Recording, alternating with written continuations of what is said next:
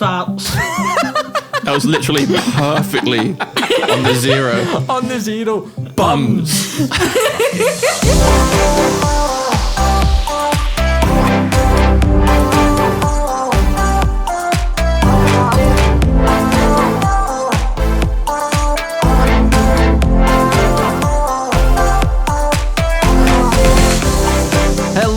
People, we are back with another episode on the Songwriters Lounge with myself, Andy, and my co-host and very good friend, Tom. Aye.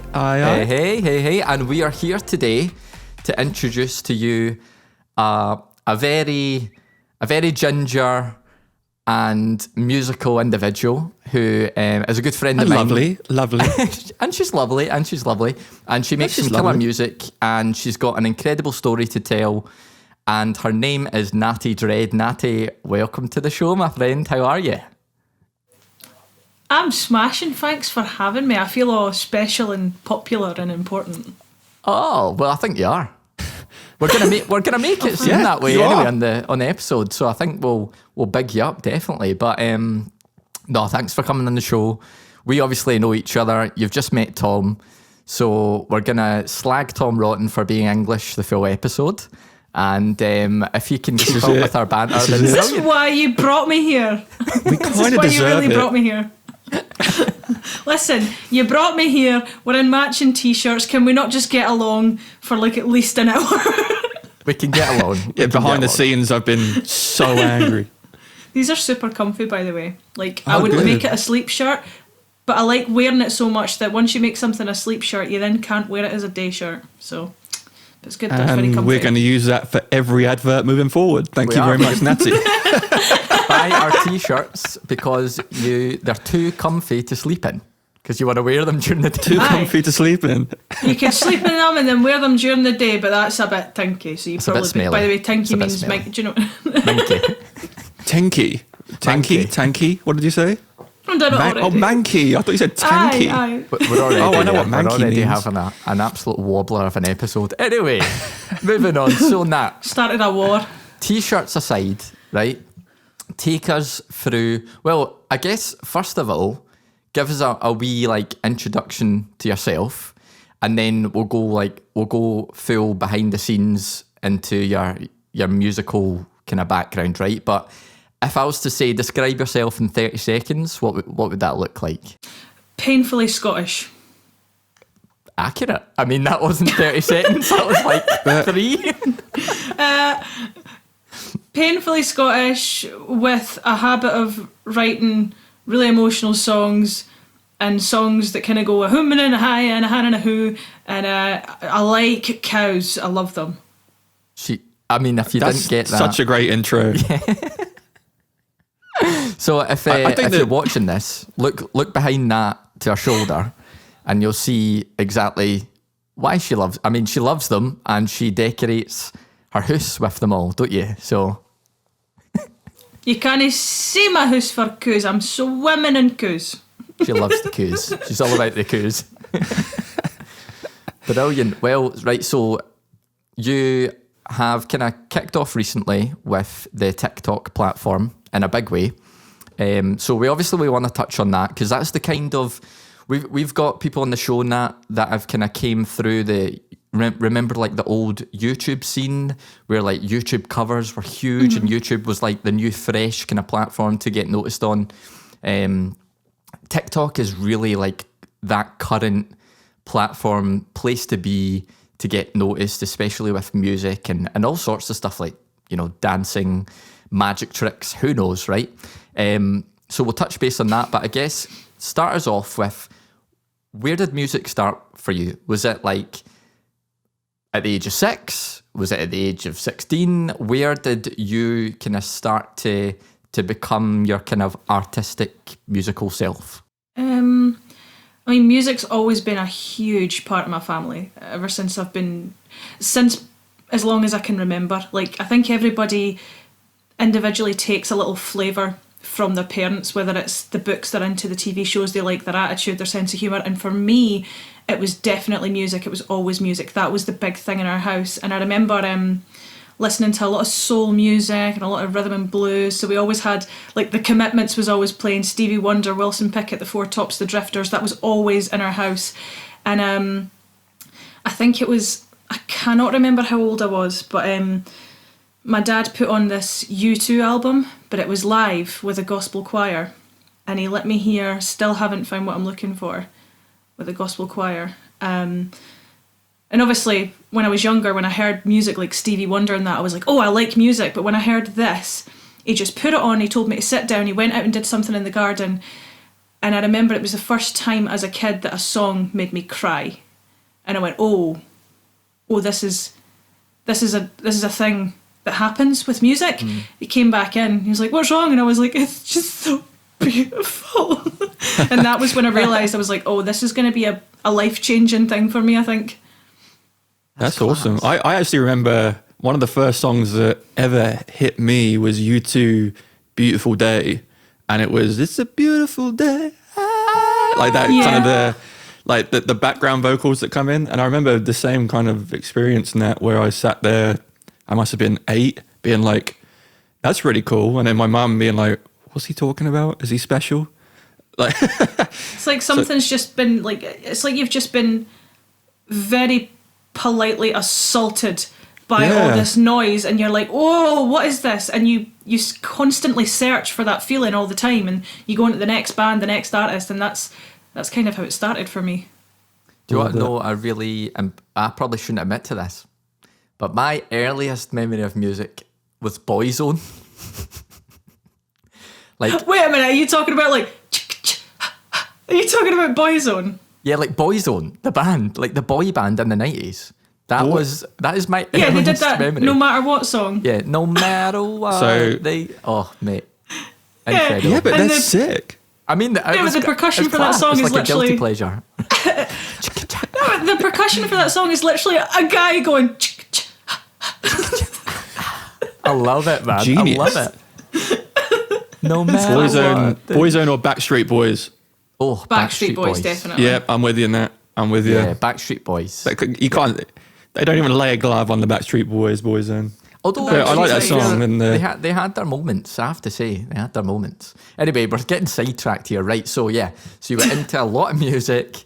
Me and Tom can definitely relate. So you've kind of been listening to it from an early age and stuff. When was the first time you picked up like an instrument and thought, I'm going to start to make a noise myself? Well, so I first started in primary school. I think I was about 8 or 9, and my best friend was taking violin lessons, and I was like, well, my best friend's taking violin lessons, I'm going to take violin lessons. I'm going to do it. And I got it. And I was doing this, and I'm going, I hate this, everything about this. And then I wanted to put the violin over the teacher's head because she was so rude. And then I got a little mini keyboard thing, right? And the first thing I played is, do you remember the bit in Toy Story 2 where Jessie's reminiscing about her life with Emily, and that little, when somebody loves me. When she loves me, Sarah McLachlan. Yeah. Yes, that was the first song I played on the keyboard, and that was when I went, wait, are you telling me I can make noise with this and with these? She's talking about our fingers, piano. Guys that are listening. When she says these, she's shaking her hands to the camera. My mouth and my hands, right? I can make noise with both those things. And then I realised that I loved playing piano and keys, and then I eventually picked up my first guitar when I was like, I think I was 9. And then when I was 11, I properly started taking it seriously, and I went, oh, that changed everything about the way I perform. Absolutely everything. Did you get lessons, Nat? No, so I didn't get lessons for piano or guitar or singing. I just kind of pick up things by ear. I don't have a good relationship with dots and lines. I can't read music. So I just kind of learn it as I go. But when I was a wee lassie, I was told to sing like Mariah Carey, Whitney Houston, Leanne Rimes, all these kind of things that made me think, okay, I stand and someone plays an instrument and I sing. And then the second I got to play the instrument, I was like, wait a minute, this is better. Feels better. I like this more. That's cool. So I also like it how you kind of bring. Sorry, mate. I'm cutting you off again.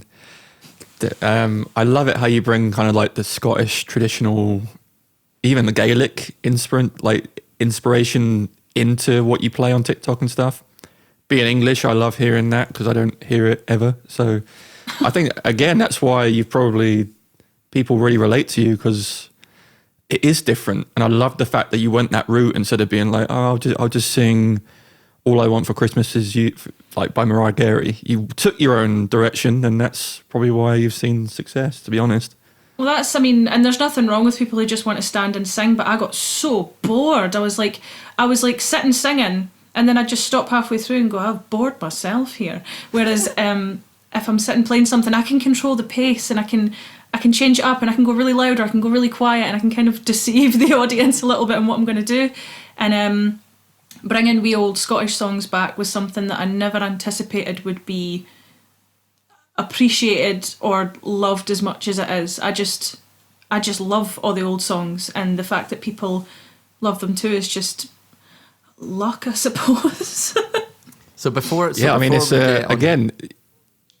Go for it, Tom. I was going to say, again, it's just clever because I live in the States now, and I didn't know that. So yeah, I live like kind of close to Chicago, and they love anything from the UK, anything history. So that's why a lot of the people that reached out to us when we said we had you on, American people that just love the Scottish tradition. So you're doing something without even realizing it, and it's you've got a marketing brain without even realizing it. Wait, so is it like lunchtime for you then now? Is it breakfast time? Is it lunchtime? It's 1:30 for me at the moment. And I've convinced them to have a beer. Now? Oh my God, now that means... I've got my Pachanga beer now. My Rainbow Llama. Matching shirts. Lunchtime beer, I like it. Love it. So this is straight vodka. I'm joking. Of course it is, you're Scottish. It'll be an interesting end of episode then if that is the case. Oh Christ, could you imagine? Can you imagine? Oh my God. As like music's pure brilliant. Someone asked a question, I'm like, listen to me. I was singing a song, you want a wee song, but it was a song. Do you understand a word of that, Tom? Yeah, I do. I'm completely with you. I mean, I'm glad you walk off and have one of the cows. Oh, brilliant. So let's get on to a wee bit more before TikTok, right? So what was music like before the world of TikTok kind of started for you? Were you kind of just doing like local gigs? Were you on YouTube, or were you just kind of, what was it looking like? I mean, I was on YouTube very few and far between, and I would do these gigs once a month it was a contrived cabaret show. So it was like people doing burlesque, pole dancing, comedy, regular dancing, poetry, and I would just go and I would sing. And that gave me the confidence to really like... I would go and just sing. No, I would go spinning a pole. Oh no, do a burlesque, and then I'd spin a pole. Yep.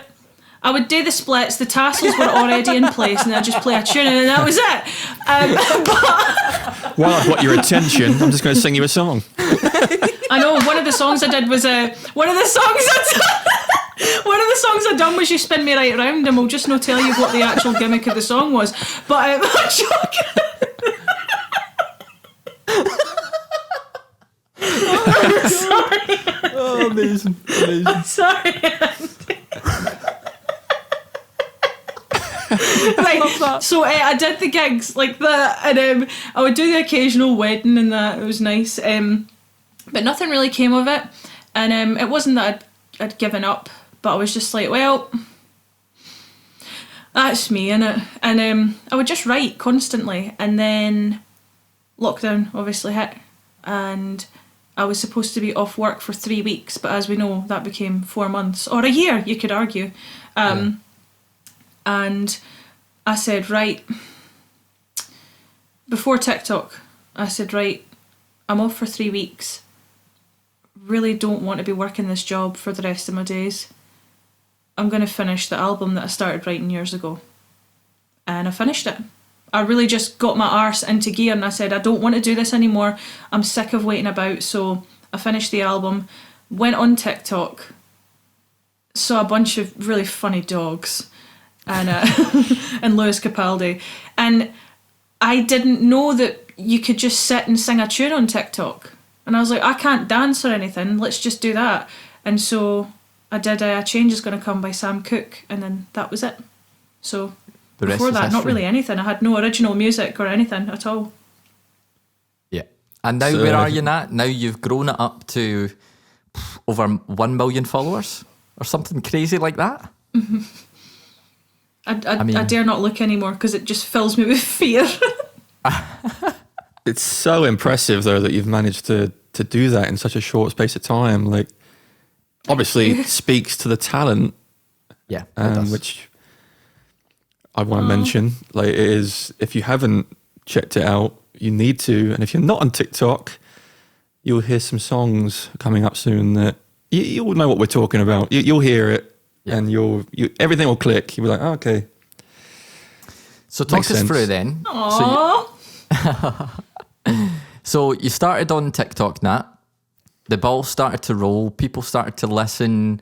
You started to think, oh, like this could be a thing, yeah. And what was the kind of pinch me moments along the way, so to speak, that have kind of made you go and look? If you were to look back now to you starting your first video on TikTok, what would be the kind of key milestones that you would like to mention? Okay, I'm trying to think about this chronologically. I know you've done a lot of videos. I know. So the first one would probably be I did a song called Far Side of the World by a band called Tidelines. Fantastic band. Shout out. We stand here. We stand Tidelines. And I didn't know that they had TikTok, so I didn't tag them or anything, didn't do anything like that. And people kept saying, oh, please release this. And I was like, I would need permission. 2 weeks later, I get a comment from Tidelines saying, you have our full permission, and they'd followed me. And then Robert of Tidelines duetted and harmonised with my song. And then this guy called Johnny made this insane a cappella thing to it. So to see what TikTok can do and the massive epic collaborations that you could do, that was number one. And that I got to meet so many people through that, like Tidelines, like Johnny, like Cullen, like this guy called Spence Hood. If you haven't heard of him, check him out. So many talented people. So that was number one. Number two would be when one of my videos hit 1 million, which was The Drunk Scotsman. That was the first one to hit 1 million of all songs. That was pretty cool. I got approached by this guy called Andy, and he asked me to do this song called When You Come Home Again. That was pretty cool. And then... Sounds like a cool guy. He's a really fun guy. And then... the last one, he's disappeared. Oh, we've lost Tom. He'll come back. It's fine. Carry on. He'll come back. We don't need him. Just wait for it. Just wait for it. That's wireless. Fine. It's still recording in the background. So then, the big one. I can't even say it. I did a song by Newton Faulkner, who is my biggest inspiration to date, and he's the reason that I would not be doing this had I not listened to his music all those years ago. He had TikTok, I did a song, he duetted it, I couldn't believe it. I mean, I could go on with that one because a lot more's happened, but he duetted me. I then got to sing it with him at his live gig. I then got to sing a song with him in person at my little show that I did. And not a little show. Don't dumb it down. You hosted your first ever live stream gig, and it was a roaring success. And Newton Faulkner like duetted with you on your show. Like, that is nuts. Absolutely nuts. I know. It's crazy. I have It's a crazy really, that really you're Newton cool... Faulkner. I mean, it's lovely that you're sitting there so humble, isn't it, Tom? Because it's, I think... I have a really cool team. Yeah, definitely. Mate, I remember seeing Newton Faulkner back in 2006 busking in Covent Garden in London. And I remember stopping, watching him, thinking, how can that guy play guitar like that? Yep. How is he genius. singing while doing this crazy guitar tapping? And then, like, Why? a year later, he released All I Got, or the first song that he released that went crazy big. Ever since then, I've been following him. I love Newton Faulkner. I just think the man is a genius. Yeah. Why? He is a huge, huge, huge inspiration to me. And I remember, like, after I'd done, like, the concert and everything, right? I was flicking through my phone, through all my old Google Photos, and I've got videos from, like, 8-10 years ago of me standing in the crowd singing with him. And I think that was when it hit me. I just started crying, and I was like, I got to sing with him. And Andy, you'd even said, I think I'd sent you a couple of demos, and you were like, I play very rhythmically. Yep. That's just because of who I'm inspired by. Yeah, you can hear it. You can hear it in some of your new stuff, particularly, which is very like acoustical, rhythmical, which will be, and coming out in the future. But yeah, like you gave a demo of some of that stuff in your live stream, and I think it went down really well. Like, people loved like the new stuff, because it is slightly Thank like goodness. yeah, and it's slightly different to some of the other stuff you've got out. But I really liked it as well. Like, it's cool that you've got that kind of variation to your music as well. You've got like Jacob, which will play in the show very soon, which is like this kind of beautiful lullaby ballady, and then you've got like Lungs, which is what you're kind of working on now, and that's very rhythmical and very like really kind of a really driven rhythmical acoustic song. So yeah, it's all exciting stuff. Thank you. I call Lungs a vocal workout. I don't know why I decided to call it Lungs of all things. Gymnastics. Yeah. Kind of makes sense if you think about it, yeah. So we're gonna go now Absolutely into kills some. me every time. Yeah, it does. Yeah. Some cheeky music. Are you ready to hear some of your songs, Nat, and tell us a bit about the? I mean, I've never heard them, so it'll be a laugh. Do you know what I mean? It'll be a wee Who first are for we you. listening to, by the way? Aye, why no? Stick some Nati Dreddd on. Alexa. No, I'm joking. Alexa, put some Nati Dreddd on.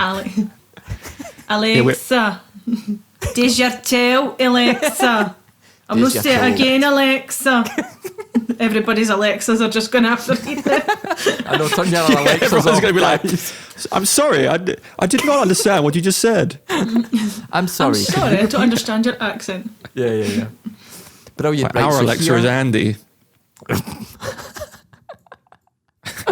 So here is Nati Dredd's first ever single that she released, and it is called Apocalypse, and it is going to be played right now.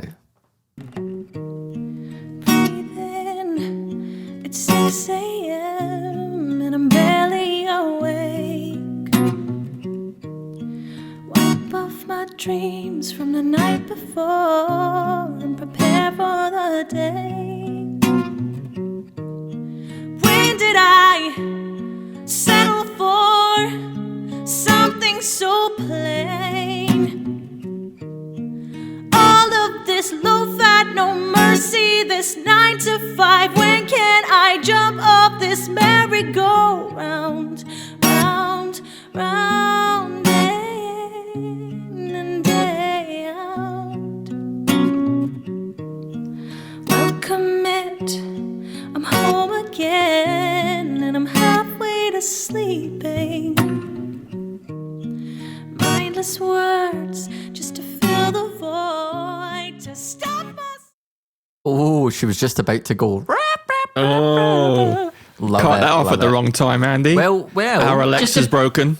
Well, I mean, we're not wanting to give it all away because we want the guys to go and listen to the full work, don't we? So, I mean, I was just about to scream at them anyway, so it's fine. So yeah, I mean, scream at them in song form. So that was your first ever track that you released. I love the. I'm gonna slag you. I love the American accent. Which is funny because now you're like totally going all Scottish on the world, which I'm love. I'm a big fan of that. But like, I love that. Take us through Apocalypse then. You know, where did you write it? Where did you record it? Blah blah blah. So, first of all, I recorded it in an American accent because that's how I used to sing before I realised that people actually like when I sing in my accent. So after that, I was just like, well, I don't give a shit. I'm going to sing in my accent and you're going to just have to deal with it.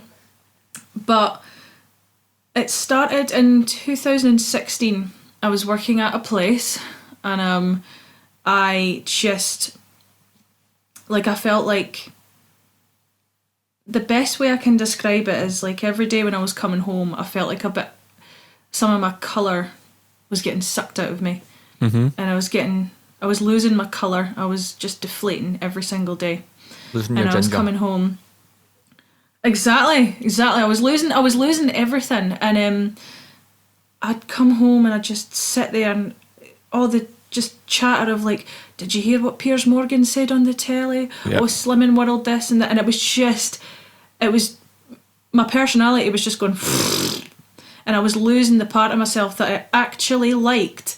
And I was just becoming like a wee shell of myself because of this horrific job.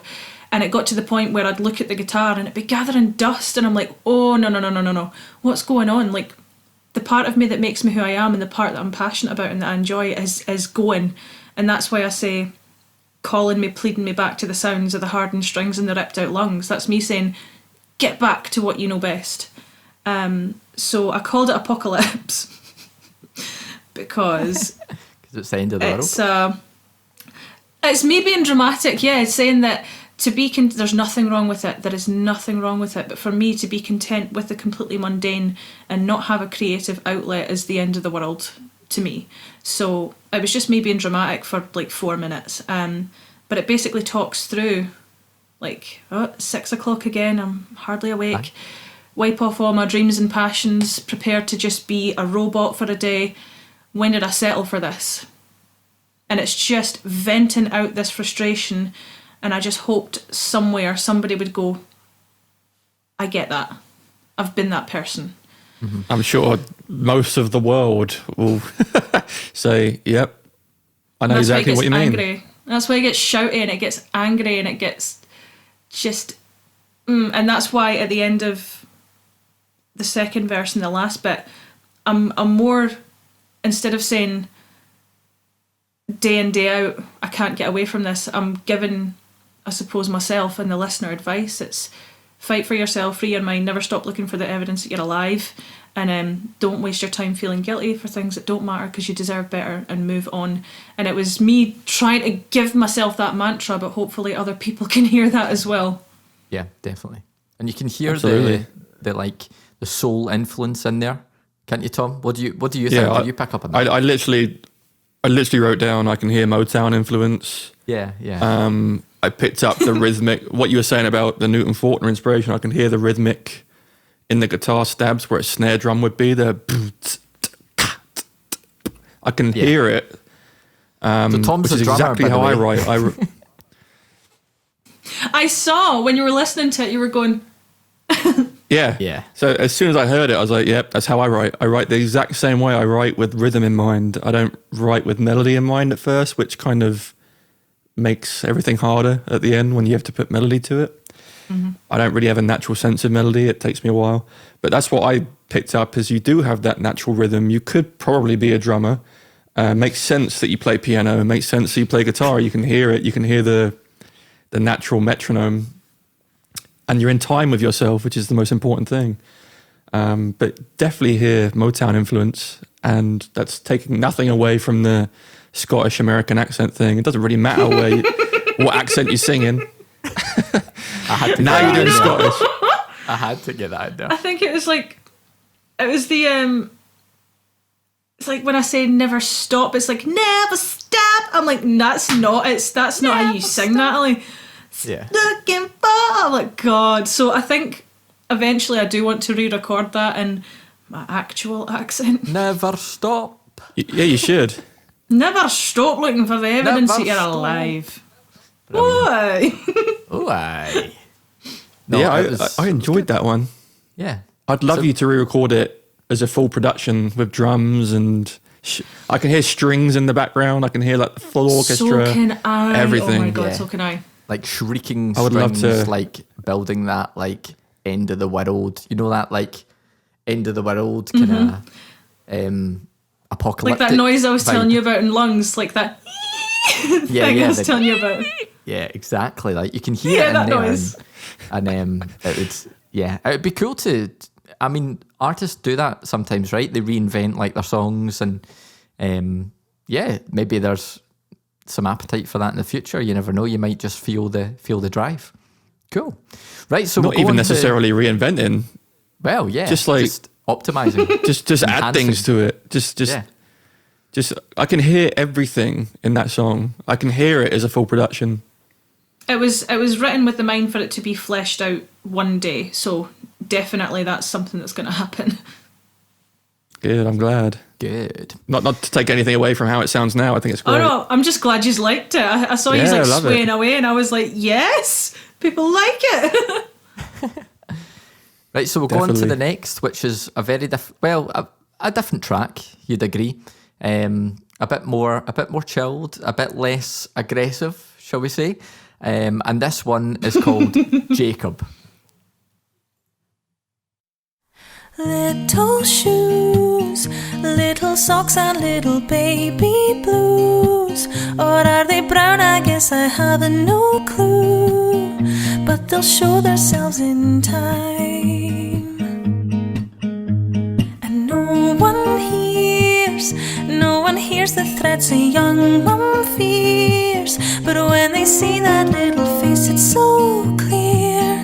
You can do this on your own. 'Cause you are the sun, he is your moon. And though he can't speak, he will thank you soon. These are the stepping stones to make him a man. And little sighs, 10 more years and there'll be desperate cries. Cries for the father who swears he tries. So still rhythmical, even though it's a slower lullaby one. You know what I mean? You can still hear Nat's rhythm in there on the slap I tell of you, the strings. it's crazy when you listen to music that I think I write in a similar way to you in that when I sit down and play music, because you added that piano melody in that chorus there exactly when I wanted to start going like da, da, da, like in the background, like. Question And I and love the answer. transition to the chorus for that song. Yeah, very question answer, very Yeah. add in something new every kind of 4 bars, two Well, that's to what I 4 wanted bars. to do. That's what I wanted to keep building, and to kind of, even though the message of the song does get slightly darker, I wanted to still subliminally sprinkle in the fact that it's still a lullaby. So that little la la la is all the way through it. So what Again, is- strings would be great. Yeah, strings would be great. all the strings. So what is Everything. what There's is a little Jacob- bit of stringage at the end. There's a tiny bit of stringage. stringage. Some That's a new stringage. word. It's a new adjective. The I tootsiest like wee it. bit of stringage. Who are you? How dare you come on this show and say the word stringage? Coming into my house wearing my t-shirt. How In my dare house. you? In my house. Me with a good dress on too. Aye. So what is Jacob about? Nat? So it's about my nephew. His name's Jacob. It's really original. And it originally started as a lullaby for his first birthday. And I wanted to make something that's quite cutesy, and I don't really do cutesy, so I was like, okay, let's find a melody. So I found the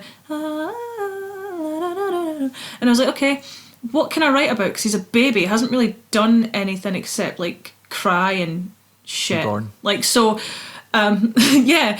And so I just started talking about a baby, little shoes, little socks, what colour are his eyes. We don't know until like 10 days because babies' eyes are so dark when they're born. My sister found out halfway through the pregnancy she was going to be a single mother. And that kind of, and he was also 3 months premature, so he was tiny. He was a teeny little baby. Yeah. And he was all in the incubator with the tubes and everything up his nose. And I remember writing this song and going, well, I took it and I kind of benched it and I went, well, he's only one. There's nothing really to write about.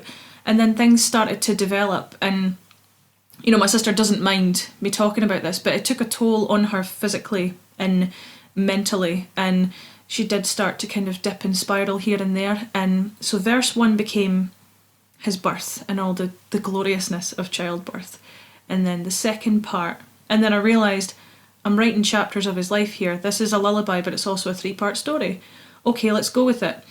It talks about cries for the father who swears he tries, where were you when he said your name. It talks about my sister having a particularly bad night, and I talk about the clock being slow and nothing healing as cruel as time. And then the third part was like this little hopeful section that although it's driven a wedge in the family and it's divided everything, hopefully this wee boy could bring us all together. And this is where the magic happens. The first time I performed that live in front of people at this cabaret show that I was telling you about, that same night, everything just fit into place again. Everything was fine again. Everybody was talking again. Good, and it was lovely. So I wanted to make a lullaby. I wanted to tell the truth of the struggles of being a single mother and how much I can't imagine what it's like being in her shoes, but she's an incredible woman, my sister. Aye. And but I wanted to keep that, even though the story was dark, I wanted to keep the melody all the way through so that you could sing it as a lullaby. And I've had a lot of mums DM me saying that they play it for their kids, which is really sweet. Oh, that's lovely, isn't it? Yeah. I mean, it's a powerful, it's kind of powerful thing. It became an accidental song for single mums. That's what I've gathered so far from the lovely messages that I've gotten. Like people who are like single mothers are like, yes, I love this song. It's really nice. It's representing them. Yeah, definitely. I love that.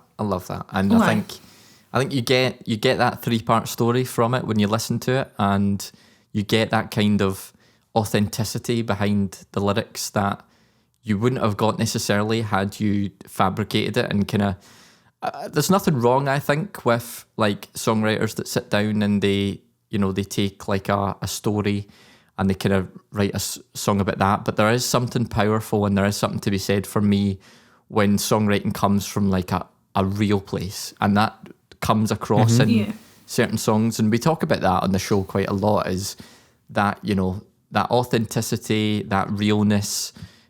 Just people can, when they listen, they can just tell, they can just hear it. And you can hear it in this song, definitely. Yeah. It's storytelling, like writing a story. I envy that. I wish I had the skill set to do it and make it believable. It's something that I like to experiment and dabble with. But so far, anyway, a lot of my songs have been kind of personal. And I think that's why maybe I didn't expect people to resonate with it as much because it was so personal. But there we go. But I do envy people who can like write a full-on story. I'm like, how did you do that? Yeah. How did you just put me in a novel right there? It's always something I'm jealous of as well. I'm like, I just can't do that. Can't do it. I need the melody and then to write something with it. But you're right, Andy, when you said you can tell instantly when something's genuine. And not even just in the songwriting, the performance, Nat. Like the performance of the vocal was... if you can perform a vocal like that, it's not a lie. And I think people can pick that up. So it's probably like another great reason why people are reaching out to you, because they can tell that you're not just singing a story you heard once. Like it's personal. My hair's so flattered that it wants to just come down and play, and I'm just not letting it. It just keeps going, I want to come down here, and I'm like, no, stay there. Get me in the shot, Nat. Get me in the shot. Yeah, it's my turn. But that's really sweet of you to say. I'm glad that it's something that you can tell in the performance as well, because right at the very end of the song, if anybody's interested in this little Easter egg, right at the very end of the song where I say cut from the cloth that made you whole, you can hear me just ready to cry right at the end. You can actually. It gets me every time I play it live. Yeah, you can. You definitely can. Every time I play it live. Because you have this little kind of quiver in your vocal, which I think emphasises and gives that away, like the space you were in emotionally when you kind of gave that, you know. Yeah. Well, I was told I was going to change it, and I was like, I'll do it again. And Kat and Robert, the wonderful people who recorded this, were like, keep it. Keep it. Keep it. Totally. It's a second that call. Yeah, it was great. So that was Jacob. And we'll go on to another song, which I'm sure we'll have lots to talk about, which is When You Come... Oh, aye. Which is the song When You Come Home Again. And here it is now. Sees a figure standing by, and she knows within an instant, with the image drawing near, that the familiar face before her makes everything seem clear. For here you'll feel the sand beneath your footsteps, and here you'll feel the wind across the glen. For here you'll stand, and soon you will remember the land you loved when you come home again.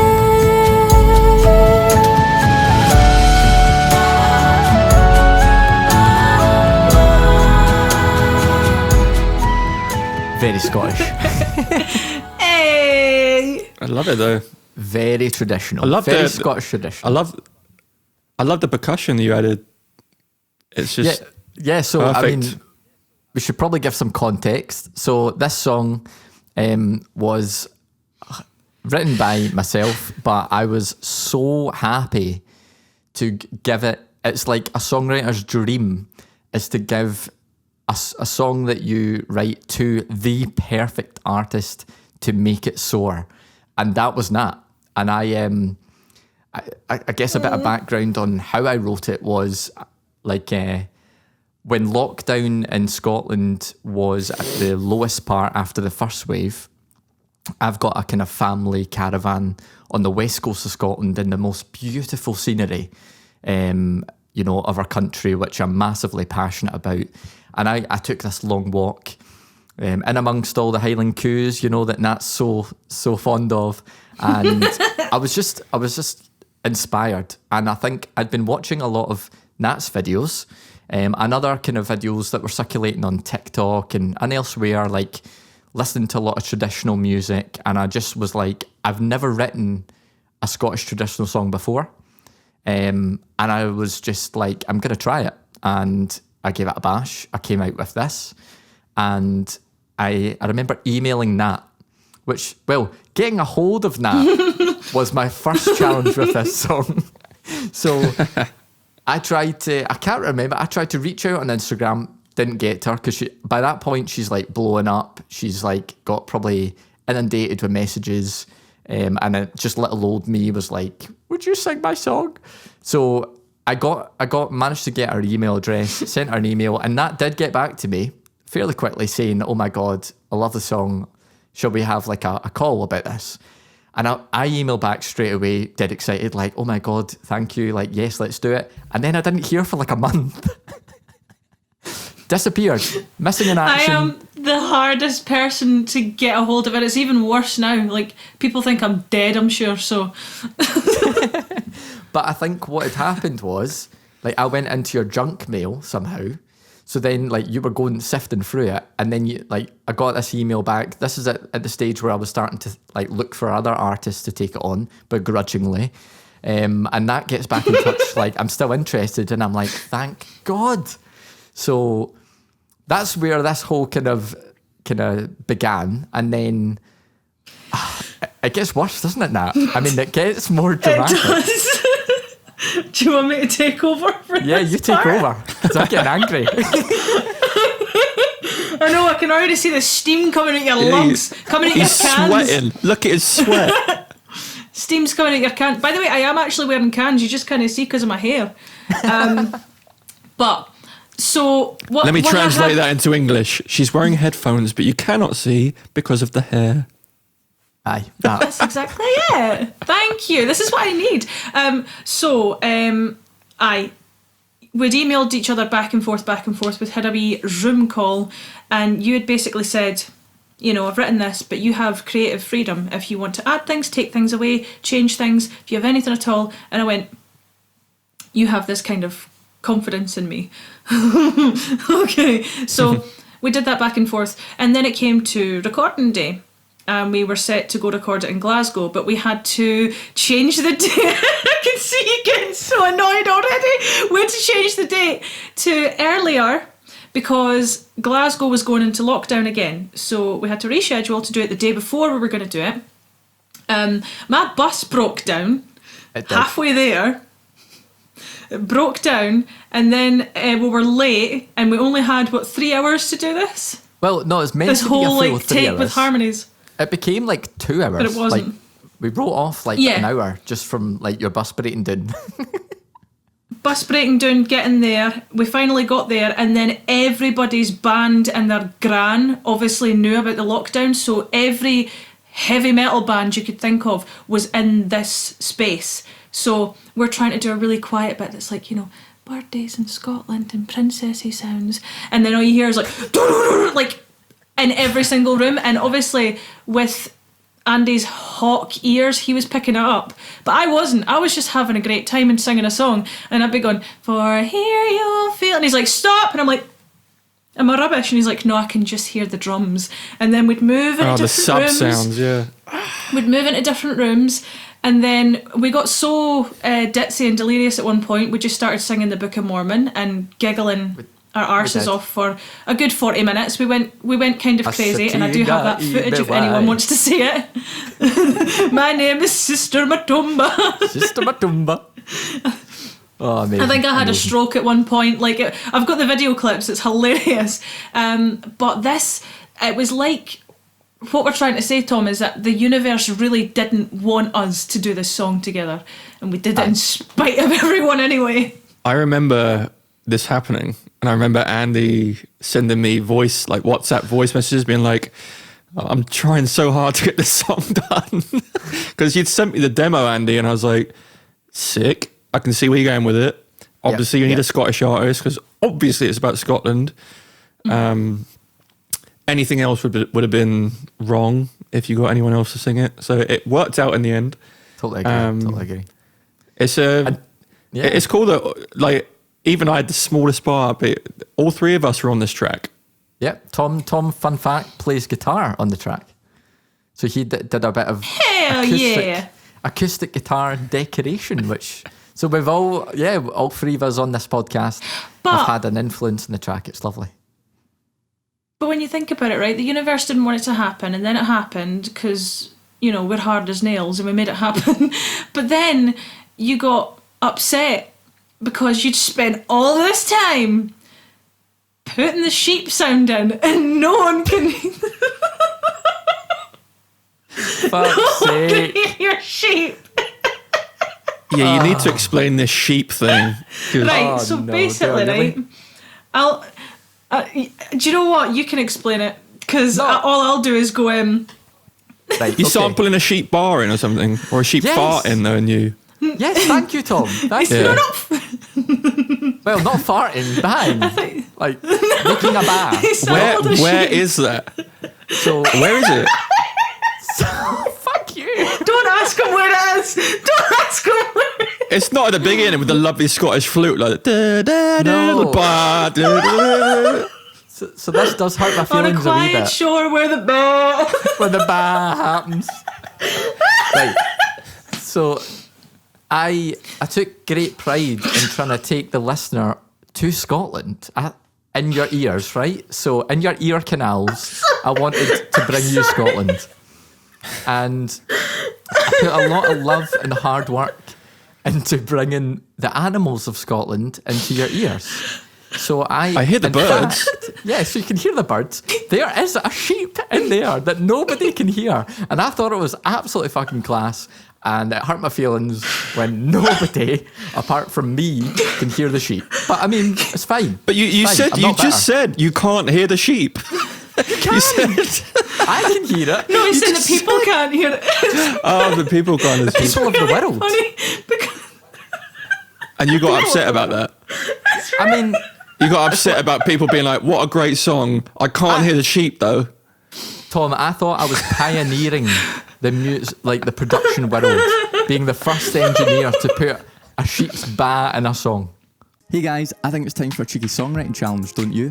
This is where mid-podcast episode I challenge my buddy and co-host Tom to write a vocal hook on top of an instrumental provided by our podcast sponsors Jet Tracks, and I make the theme deliberately hard for him. So the theme this week, Tom, is whales, the animal. Good luck.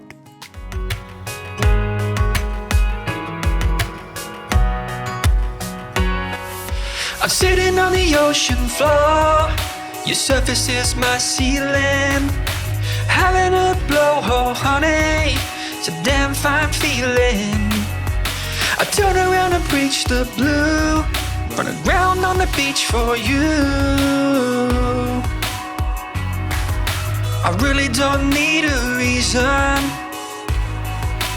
other than mating season.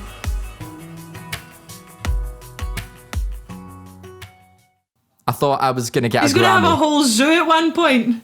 That is so It's good. going to be a whole zoo. It's going to be a whole David Attenborough special in one tune. But like, it was funny because you'd get people. He was more concerned about the sheep, and I can understand why. He put a lot of time and effort on the sheep, but it was just the way in which he was so concerned about it. So in my head, it's people going, I love this song so much. It means so much to me. I used to live in Scotland. It just reminds me of home. And he's gone, that's really nice, but did you hear the sheep though?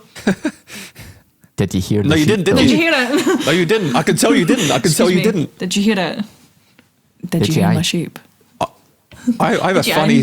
I have a funny story about the song, guys. That I haven't even told Andy yet because I was waiting for this moment. So I play football great. here in the States with a Scottish dude, and he's old school Scottish. He's in his 40s. Sounds. Sometimes he speaks. I'm like, I don't know what you just said, mate. We went out for a beer a couple of weeks ago. I played him this song. He loved it, of course. Loved it. Oh. And it was freezing here. It was like minus 25 or something. Fahrenheit, And yeah? Not he took Celsius. No, Celsius. Minus 25 Celsius. Fuck. Like, and he wanted to stand outside, right? So this is where it's going. And I was like, okay, let me just put my gloves on. And I can't do the accent, so I'm not going to do it. I'm going to do it in my accent. He went, gloves, you pish. No. He took the piss out of me for wearing gloves in minus 25. And I was like, you I know Scottish what he's referencing. He's referencing. Frankie Boyle. Yeah, gloves, Yeah, you yeah, prick. Gloves, yeah, prick. I was like, it is freezing. So then I went outside because he was like, come outside, show me the song. And I was like, it's pretty cold outside. So I had to stand there in minus 25 for you two, showing this 40-year-old Scotsman this song. And he was like, yeah, I get it. And then went back inside. I was like, After saying gloves, you prick. he takes the piss out of me, whatever I do. I could say Brilliant. hello, and he's like, English. You could do it. You could do it with literally anything if you add your prick at the end of it, like Aye. It socks works. your prick. Aye, that's brilliant. Yeah, you guys smashed this song. This song. Yeah, that's the background Smashed drama to When You Come Home Again. And It's such a beautiful song with such a terrifying story. but it's a lovely story about. Again, it's influenced on the Hebridean Islands, so it's a story about two kind of, I guess, childhood lovers. That doesn't sound right. That sounds a bit sweethearts. Childhood sweethearts. And one then goes to, in my mind, it was Glasgow, for the big city job, or London, where the skyscrapers are and all that kind of stuff. And he misses, or she misses, Scotland so much that he then comes back to the other half, and they have a wonderful life on the island for the rest of their days and enjoy the sheeps as their neighbours. Do you write it about Skye or one of the other islands? So I'd love to say, yes, it's about Skye, or it's about Islay, or it's about Jura, but in fact, it's about like any of them. Like I was just doing it from a Hebridean Island perspective. Yeah, definitely. So it's whatever you want it to be. It's home is whatever you have it in your mind when you hear the song, and that's what I think so grand about that song. And the fact that you picked me, I still like. That was genuinely, I wasn't like written the piss earlier. That is a total pinch me moment. Like when you asked me, I was like, what? Really? Well, it's a pinch me moment for you to say yes to me. So we mutually, I think, just were like freaking out about it, and we had so much fun in the studio. Like I don't know how we got, like, it annoys me, like obviously the vocal recording process, because it could have been better, but I think I was able to salvage out, like you said, Tom, like a lot of the sub frequencies and stuff. Like you usually cut them anyway, but there was still like elements where it didn't give me complete vocal clarity, which will frustrate me to this day. But I think because it's quite a busy mix anyway, I think for what we needed in the track, and certainly like the emotions that Nat like gets across vocally in the track, for me it smashed it. So I was pretty happy. Yeah, you did a good job. You cut the low end well. I mean, I know what it's like dealing with those sub frequencies, especially when there's a drum kit playing. Yeah. Was that Pirate? You said Pirate Studios in Glasgow? Yeah, Pirate Studios. Yeah. So I remember as well. Like that was the first time we'd met in person, right? And obviously it was a very stressful time getting there and getting everything set up. But it was like we'd known each other for such a long time, because we were straight in, getting it done, having a laugh. I felt totally comfortable. Like I'd never recorded in a studio before, so I was terrified. And as soon as I got there, you made me feel so comfortable, so like safe, for lack of a better word. And it was such a giggle, but we still got the job done. And that to me is what makes it so memorable. I know from your point of view, you can look and listen and hear things that you could have done, but for me it was just like enjoyable start to finish. And every time I hear it reminds me of us losing our mind. I still loved it. Still absolutely loved it. Absolutely. So yeah, and it's important to note that there is lots coming behind the scenes, isn't there, Nat? So you've got, do you want to hint at, I guess, what kind of songs are coming up for you next, or do you want to keep it elusive? If you tuned into the little concert that I did, something's happening. Something's coming. Something's coming. I'm not quite sure what it is. See, that just makes it sound like someone has gas. Something's brewing. Something's brewing, and there is a song coming also. Aye. But so yeah, things are coming, and I'm gonna leave it at that. I like that. Keep them guessing. Right, Suspense. We're going to go on to love it. We're going to go on to questions. So this is people on the show scared of this part, for anyone that has, like, if this is your first ever Songwriters Lounge episode that you're listening to, this is when we get the interviewees to answer questions from the listeners. So this is some certainly targeted listener questions direct to Nat about certain things, which I am looking forward to her elaborating on personally as well. So here is the first question, and this is from Kaylee. Hey, it's Kaylee from California, and my question is, if you could become any animal for a day and just live a day in its life, what animal would you choose? Love you! Oh, what a wee sweet baby. Cute. Hi, Kelly. What animal would I be? My brain wants to say hyena because I laugh like one and I'm just a bit of a crazy idiot. But I would actually want to be probably like a deer or a bat, right?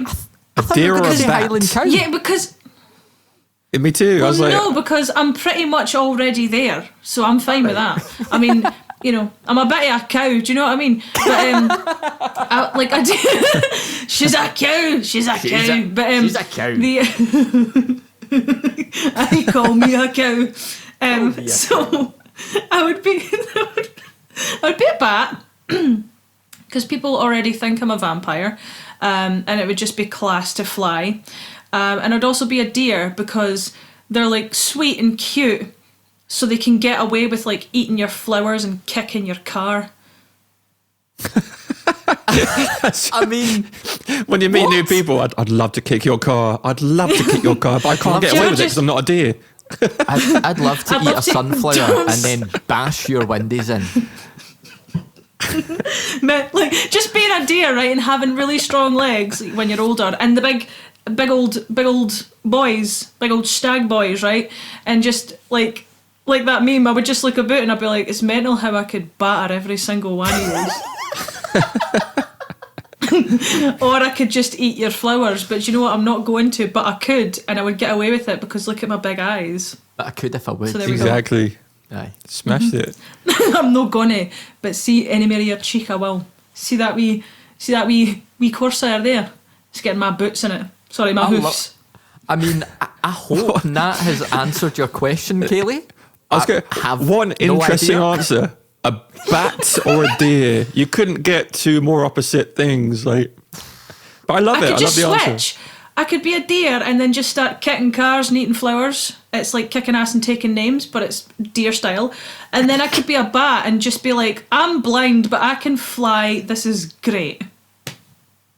A bat deer. Okay. A bat- We'll Oh yeah, like some kind of amalgamation of the two. like a Half Dracula bat, half version deer. of Bambi.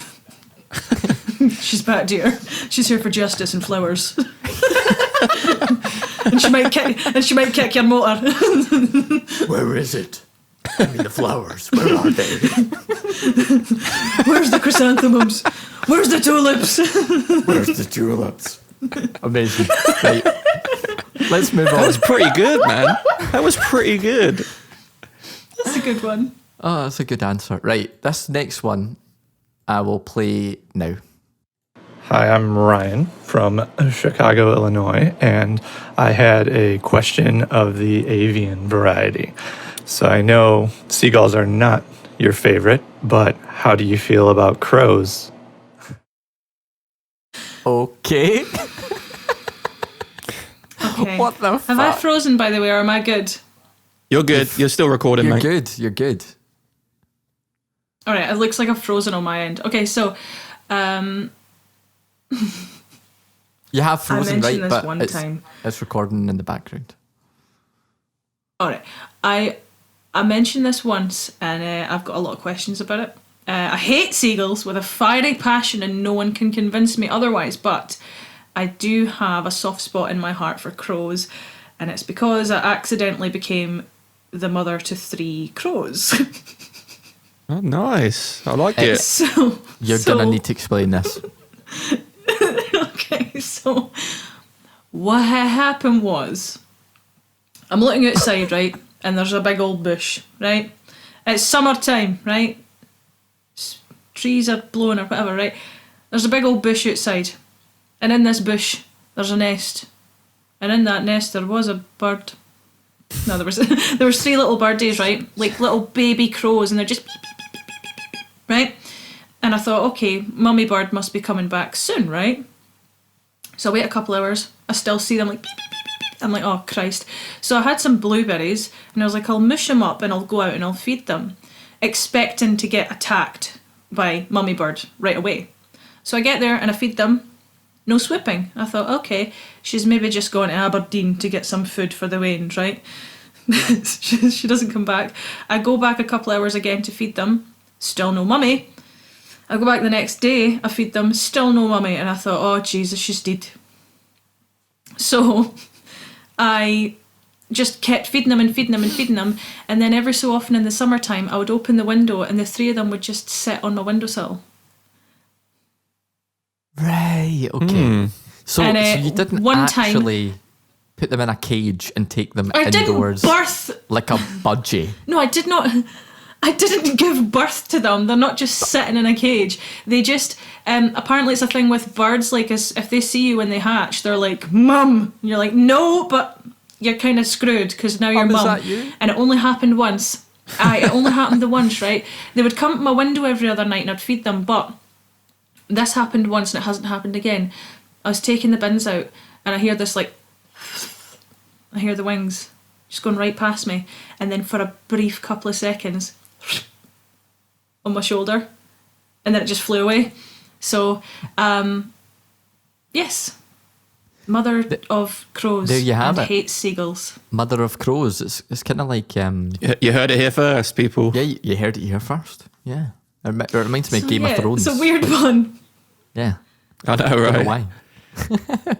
Mother of crows. You guys are from the north, after all. The mother of crows. That's true, actually. Yeah, the north. Mother of crows and the Schwalier of tulips. Aye, and the basher of cars. Basher of Aston Martins. Aye. This next The question. basher of cars. That's like a villain from a Batman movie.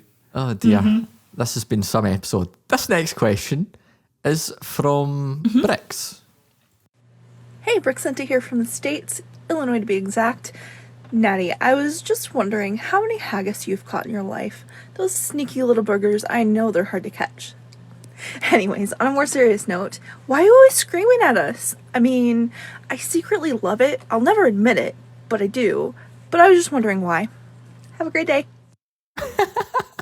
Okay. So, wait a minute. First of all, hello. Thank you for your question. How many haggis have I caught? 7. I've caught a fair few, trying to make my dad proud. Not as much as I would have liked, but we'll get there. They are quite hard because they're small. They're small, but they're big, and they're hairy, but they're scaly, and they're visible, but they're also glow in the dark. They're very, very strange things, are haggises. So, not enough is my answer to that.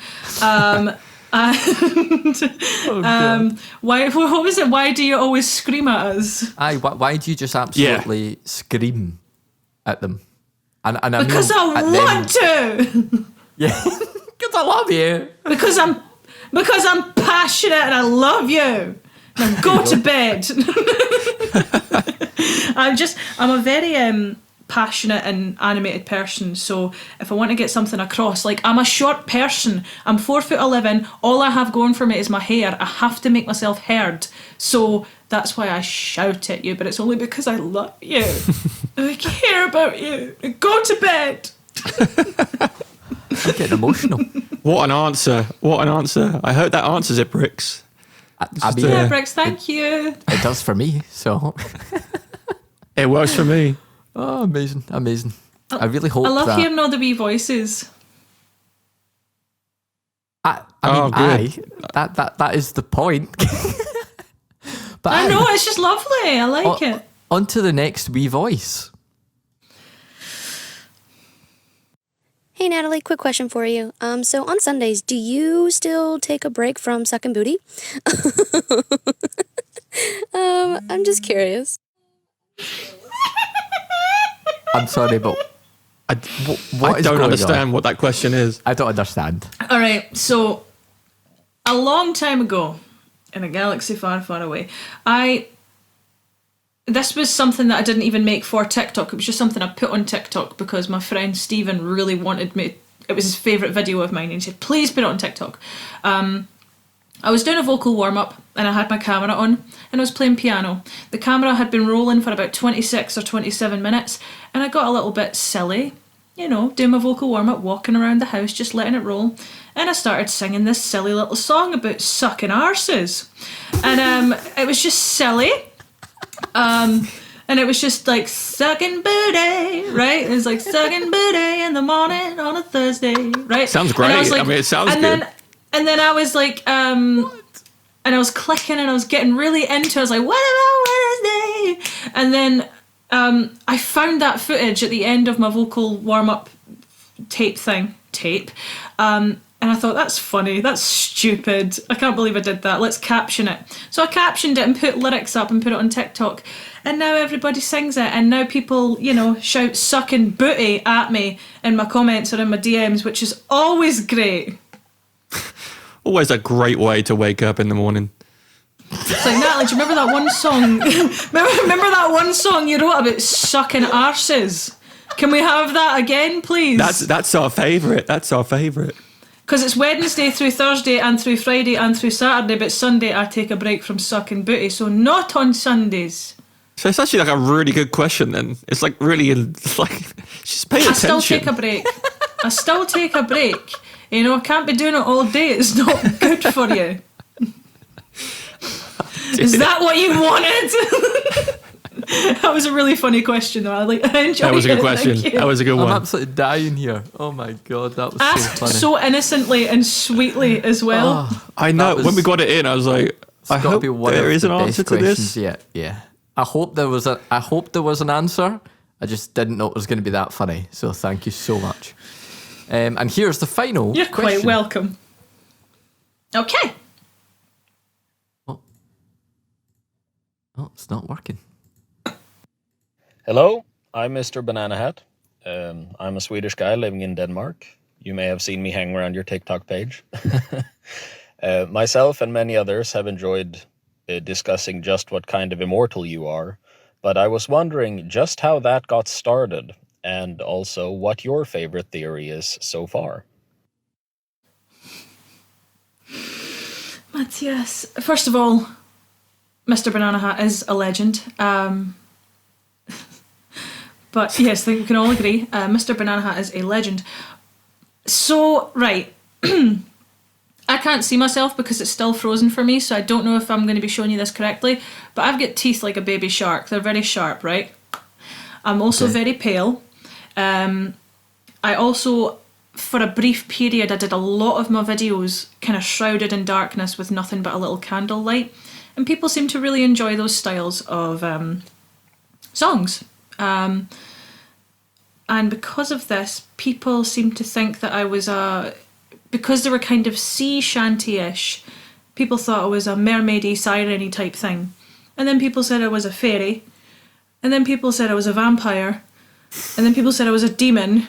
And then people said I was There's been a plethora of immortal beasts that I've been compared to, and demons and monsters and sirens and fairies.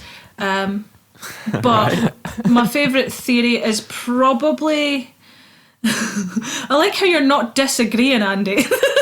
I mean, I'm just taking it all in, Nat. I'm taking it all in. Yeah, we're just listening, I think. I'm still processing what I'm hearing. I've been called a hobbit quite a lot. So I think my favourite one is probably a vampire because it is the most accurate. Or a hobbit. No, actually not a vampire, a hobbit, because I'm short, I like food, adventures and wizards. So hobbit. And you're ginger. A lot of hobbits were ginger, were they not? Or am I just... No, am I being a ginger? No, hobbits had dark hair. Oh. I think you are, mate. Sorry, guys. In gingers. I'm just thinking of Gimli. Ginger. Gimli was ginger. Gimli was a dwarf, but... Oh, he was a dwarf. He wasn't a hobbit. Aye, that's true. Grow up, Andy. Grow up. Watch Lord of the Rings. Sorry, Gimli, guys. He was a dragon, I'm sure. I'm sure he was a dragon. The little wizard, yeah, I remember Gimli, yeah.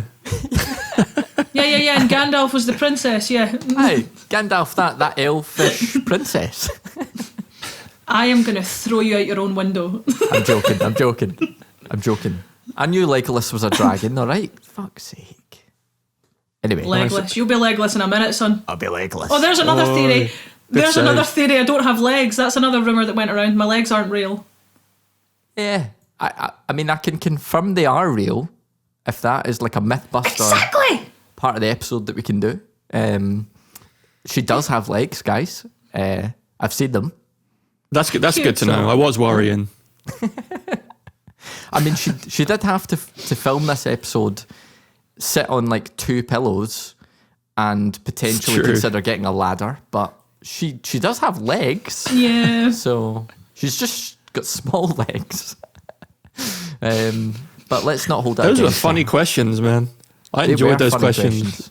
They were very different to the usual them. musical topic questions that we get. So thanks, guys. But that's what makes it fun. It was a nice fun. change, wasn't it? Yeah. We've had a good laugh there. So thank you. That's been. Wait a been minute. good. I put the same question, just one question to both of you. If you could be any kind of animal for a day, what would you be? Oh mate, I'd be an eagle. Let me tell you. Same with you now. Really? I'd love to fly. Mm-hmm. Yeah. Enough of this walking shit. Let's fly. Yeah. I think You can fly and shit at the same time. You know, I don't want to show off, but That's what you say to all the other birds. I don't want to show off, but like, I don't want to show off, watch me. but, look at this massive chocolate baby I'm about to have in the air. I don't want to show off, but look at this big. And there's nothing you can do about it. Look at Check this me big out. honking jobby I'm about to drap on this car. What would you be, Andy? The first thought that came to my head was actually I'd love to be a dog, just because it's a dog's life, innit? Like they just have Yeah, you've got that right. cuddles all the time. Like my wee man is just the most loved little sod, and he gets away with murder when he just wants to chew the place up and run riot. So he has the best time because he gets my unconditional love even when he's a little bastard. So yeah, like I think it's a dog's life, isn't it? So does mine. Yeah. So yeah, dog for me. I can never be mad at my dog. Yeah. Yeah, totally. What Totally. an episode What this an episode, was, Nat. you guys. This was a lot of fun. So thank you Bringing for the coming UK together. It's beautiful. I like it. We're matching t-shirts. We spoke about animals. We got emotional. We laughed at Andy's sheep. It's just a good day. Shit got real. It's been a good day so real. far. One for the ages. I laughed at your sheep. Yeah. Yeah. So yeah, that is the episode, and I really hope that you guys have taken something out of all that away, and just had a right good hoot while listening, because we've had a lot of fun.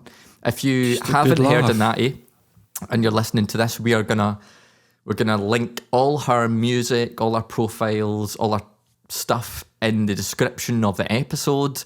Please do support her music. She absolutely deserves it, and I'm sure you're probably already now warming to her infectious personality after this episode. So yeah, just go check her out, go support Sticky her. personality. and we will see you guys soon. So thank you so much for listening, guys. All the best. See you soon, guys. Bye.